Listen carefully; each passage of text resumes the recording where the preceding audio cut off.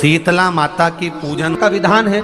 उस विधान में कोई गर्म चीज की महत्वता नहीं है क्या? कोई गर्म चीज की महत्वता? फिर भी दुनिया के लोग अपनी बुद्धि लगाकर माता की जब पूजन करने जाते हैं तो वहां अगरबत्ती भी जलाते हैं और दिया भी जलाते हैं। अब एक तरफ तो तुम माता को ठंडा पानी का भोग लगा रही हो, एक तरफ तो ठंडा भोजन चढ़ा रही हो, एक तरफ तो ठंडे का प्रयास कर रही हो, और ऊपर से माता को तुम दिया लगाकर अगरबत्ती लगाकर तुम माता को सम्मुख में गर्म तत्व को प्रदान कर रही हो। और फिर आकर कहती हो कि मेरा बच्चा क्यों बीमार पड़ता है, मेरे पति को अगर बार बार ये कष्ट क्यों आता है, घर में लोग चिड़चिड़े क्यों हो जाते हैं, घर में लोग क्लेश क्यों करते हैं, आखिर कारण क्या है? तो कारण तो तुम खुद हो कि जो चीज लिखी है वो ना करते हुए दुनिया जो कर रही है तुम वो करना चाहते। तुम भगवान की पूजन उस विधान से नहीं करना चाहते जो विधान शास्त्रों में।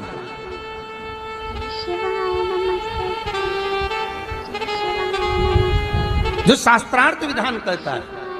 महाराज, शीतला माता की पूजन में कहीं ऐसा लिखा है कि तुम दिया लगाना, अगरबत्ती लगाना? शीतला माता की पूजन में लिखा है 1 लोटा पानी लेना, उस जल में पुष्प आदि लेकर माता को ठंडा भोजन का सुंदर भाव से माता का स्नान कराकर पूजन करना, अर्चना करना, कुंकू चावल रोली मोली जो चढ़ा सकते हो, चुनरी वस्त्र आदि जो चढ़ाना हो चढ़ाओ। पर यह नहीं लिखा कि तुम दिया भी लगाना कि अगरबत्ती भी लगाना, क्योंकि गर्म तत्व वहां चाहिए।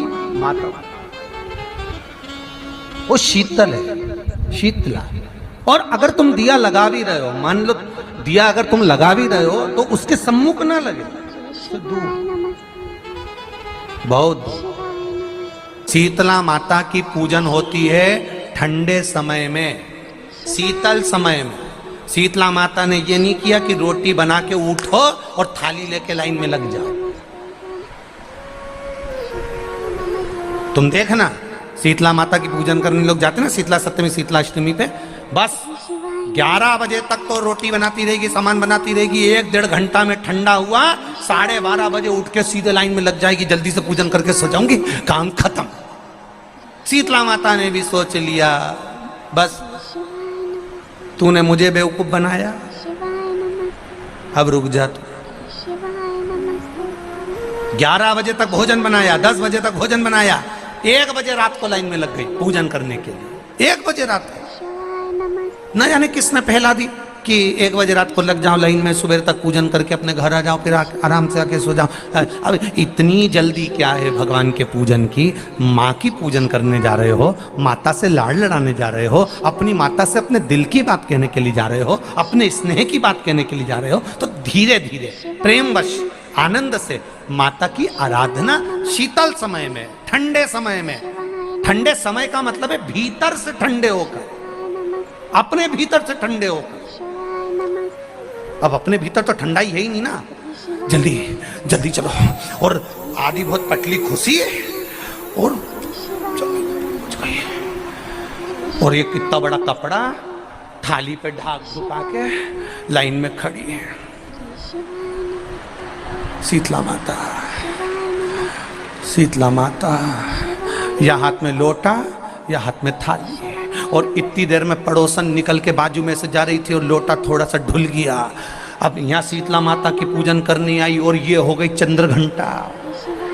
लोटा जरा सा ही पानी का झलका, देख के नहीं चल सकती। ठंडा भोजन हाथ में, लोटा ठंडा पानी का, और अंदर अग्नि। शीतला माता भी कह रही इसको अजान दो पहले, इसको। क्या मतलब? भीतर से शीतल हुई, भीतर से ठंडे हुई। चित्त वृत्ति मन जब भीतर से शीतल होगा, ठंडा होगा, तो मेरी शीतला माता, तुमने पूजन करा ना करा, मेरी शीतला माता प्रसन्न हो जाएगी। बस भीतर से शीतल होगी, ठंडे हो भीतर से। एक शीतल आरती होती है, मेरी जीजियों बड़े सावधानी से सुनिएगा। एक शीतल आरती होती है। कभी अगर तुम्हारे जीवन में अगर कभी तुमको ऐसा लगे कि रोग बड़ा भारी हो चुका है और बहुत भारी रोग मुझे घेरता जा रहा है, या डॉक्टर को दिखाने जा रहे हो और तुम्हें ऐसा लग रहा है कि डॉक्टर कोई बड़ी बीमारी बताएगा, तो उस समय पर शीतल आरती का प्रयोग करें।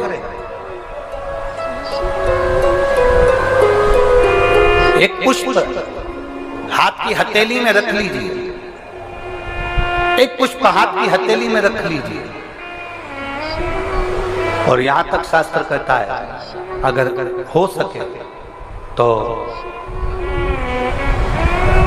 आंकड़े का अगर पुष्प मिल जाए, तुम्हारे यहाँ क्या बोलते हैं उसको, मंदार का फूल, आंकड़े का फूल, अकौए का फूल, जो शंकर भगवान पे चढ़ता है, छोटा सा होता है, घुंघरू जैसा होता है वो, उसको तुम्हारे यहाँ क्या बोलते हैं हरियाणा में?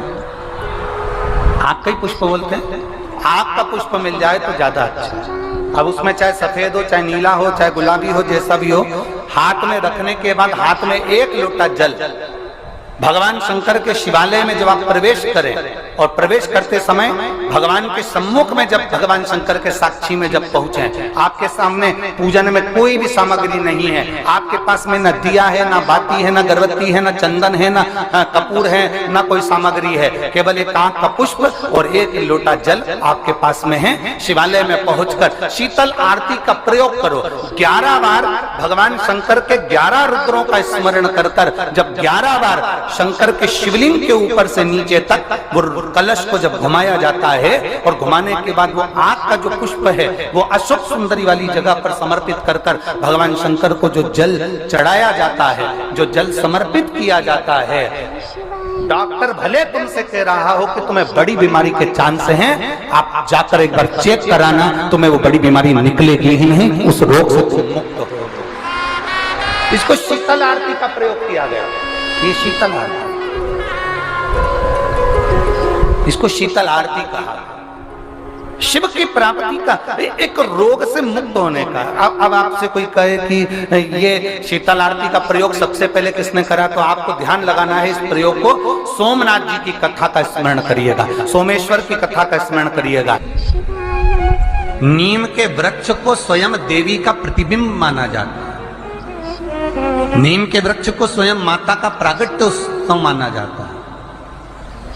नीम के वृक्ष को स्वयं देवी का भाव वर्णित किया जाता है। और बहुत सुंदर बात है महाराज जी,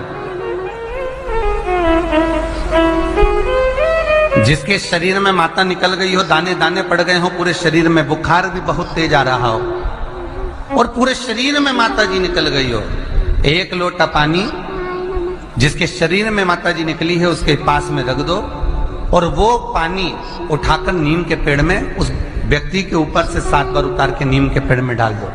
3 दिन के अंदर उसकी माता जो शरीर में निकली हुई है, दाने दाने पड़े हुए हैं, जो बुखार बहुत तेज आ रहा है, उसमें धीरे धीरे आराम मिलना प्रारंभ हो जाता है।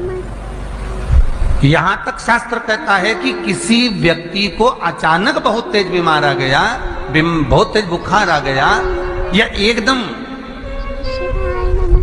हम तो यहां तक कहेंगे कि ये वायरस चल रहा है, महामारी चल रही है और कंठ में भी आपको अगर जलन पड़ रही है, कंठ रुक रहा है, बुखार बहुत तेज आ रहा है, शरीर में ताप है, डॉक्टर को दिखाओ मना नहीं है, सब कुछ करो मना नहीं है, पर एक लोटा पानी अपने ऊपर से उतार कर 21 बार नीम के पेड़ में ले जाकर नाम गोत्र बोलकर डाल दीजिए और नीम के पेड़ के नीचे की मिट्टी को अपने कंठ पर लगा लीजिए। 20 से 25 मिनट बाद आपको आराम लगना प्रारंभ हो जाएगा। ये उमा देवी है। जगह की मिट्टी काया के रोग को ठीक कर देती है। अगर किसी व्यक्ति को चर्म रोग हो गया, कुष्ठ रोग हो गया, चमड़ी सफेद पड़ गई, रोग समाप्त नहीं हो रहा, बढ़ते जा रहा है, औषधियां आपने बहुत कर ली, तो 3 जगह की मिट्टी आपको फल प्रदान करेगी। पहला, सूर्य कुंड की मिट्टी। स्कंद पुराण सूर्य कुंड कहां पर है, तो कहा दतिया और झांसी के बीच में सूर्य कुंड निवास करता है। उस सूर्य कुंड की मिट्टी को लाकर जिस व्यक्ति को कुष्ठ रोग हो गया हो, शरीर की चमड़ी सफेद पड़ गई हो, स्कंद पुराण कहती है सूर्य कुंड की मृदा लगा लेने से 5 से 7 दिन में रोग समाप्त होने लगता है महाराज। पर सूर्य को सर्वाधिक प्रियता क्या?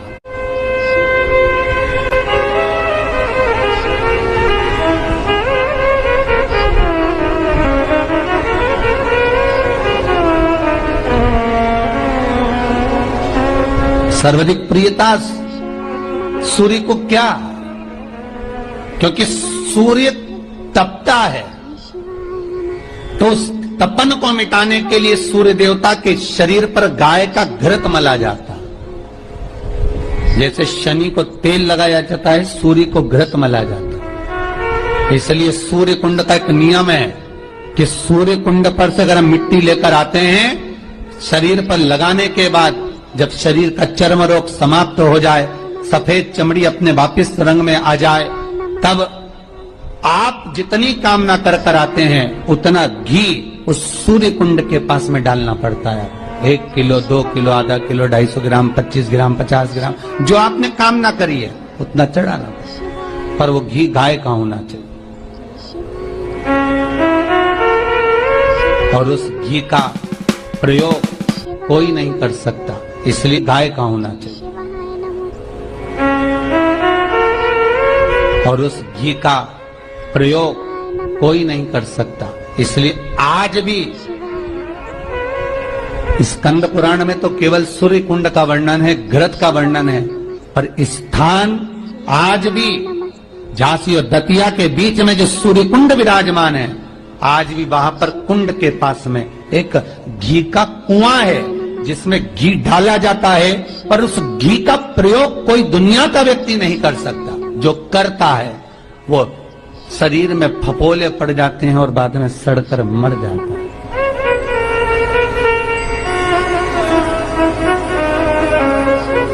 घृत है, पर गंध नहीं, घृत है।